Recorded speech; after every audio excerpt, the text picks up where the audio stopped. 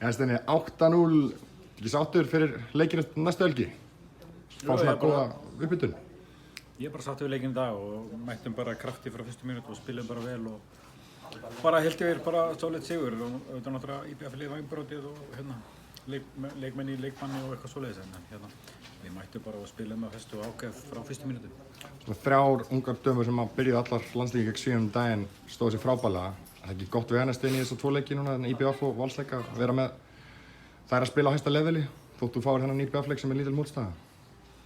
Jú, þetta gefur það þeim bara svona ekstra boost inn í framhaldið að það sé tekið eftir þeim og þær fái tækifæri landsliðinu og hafi raunverulega gripið það.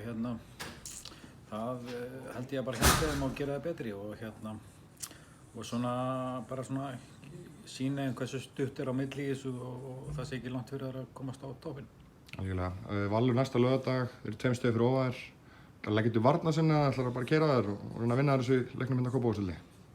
Erum við ekki einu stigu eftir þeim?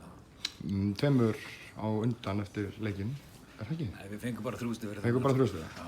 Ég las þetta eitthvað villust. Er það 1 stigu eftir þeim? Við erum 1 stigu eftir þeim, held ég sko, örgulega. Við vorum 5 stigum eftir, 4 stigum eftir fyrir þennan leik örgulega. Ég held ég sé ekki örgulega. Þær eru búin að spila einlega meira, en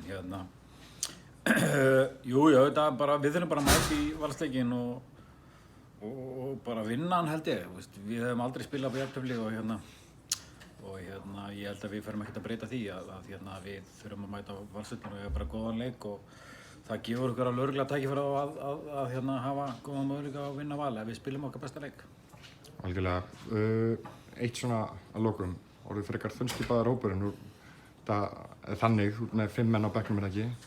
Eitthvað við því að segja? Nei, það eru bara forföll og þær verða vonandi bara klárar á laugardaginn sko.